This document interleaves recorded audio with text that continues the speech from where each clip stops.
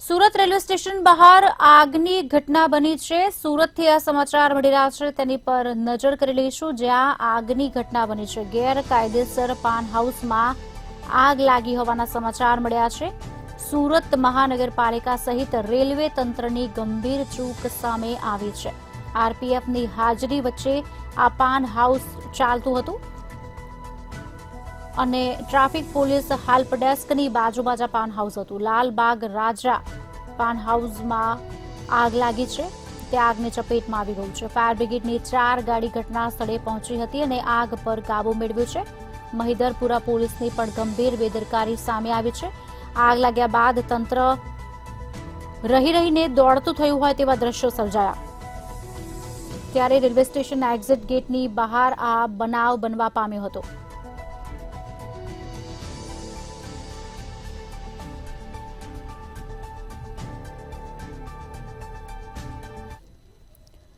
સમાચાર હવે સુરતથી। સુરતની નવી સિવિલ બાજી મારી ગઈ હોવાના સમાચાર મળી રહ્યા છે। સુરતની નવી સિવિલ હોસ્પિટલે અમદાવાદ સિવિલને પછાડી છે।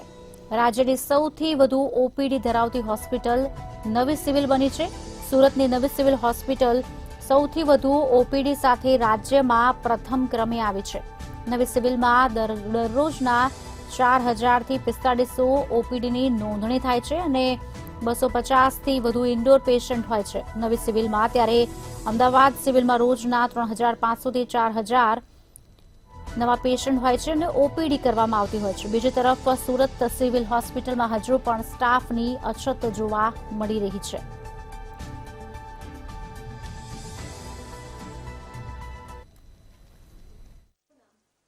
મારું નામ ડોક્ટર જિગીશા પાટડિયા છે। હું સિનિયર તરીકે નવી સિવિલ હોસ્પિટલમાં કાર્યરત છું। નવી સિવિલ હોસ્પિટલમાં રોજની કેટલી ઓપીડી કરવામાં આવે છે, કેટલા ઇન્ડોર? ગુજરાતનું એકમાત્ર સરકારી હોસ્પિટલ છે કે જ્યાં તમામ સુવિધાઓ ઉપલબ્ધ છે। તે જગ્યાએ અમારી પાસે રોજના 4 થી 4500 પેશન્ટો ઓપીડી બેઝ ઉપર એટલે કે રોજના દર્દીઓ તરીકે આવે છે, જેમાંથી દરેક પેશન્ટને યોગ્ય સુવિધા અને સારવાર મળી રહે તેવી વ્યવસ્થા કરવામાં આવે છે અને તે પૈકી જે વ્યક્તિઓને દાખલ થવાની જરૂર છે અથવા તો વધારે સુવિધાઓની જરૂર છે, ટ્રીટમેન્ટની જરૂર છે, એવા લગભગ રોજના 250 થી 300 પેશન્ટને જુદા જુદા વિભાગોમાં દાખલ કરી અને જરૂરી સારવાર આપવામાં આવે છે। સૌથી વધારે દર્દીઓ શેના આવતા હોય અને કયા કયા વિભાગોની અંદર આવી રીતે આટલા બધા પેશન્ટ આવતા હોય છે? આપ સૌ જાણો છો તે પ્રમાણે જે નવી સિવિલ હોસ્પિટલ છે એ માત્ર સાઉથ ગુજરાતને નહીં પરંતુ મહારાષ્ટ્ર અને ગુજરાત બોર્ડરને સંલગ્ન જે મહારાષ્ટ્રના ભાગો છે તેને અને મહારાષ્ટ્રના અમુક ભાગોમાં થી પેશન્ટો અમારી પાસે આવતા હોય છે, જે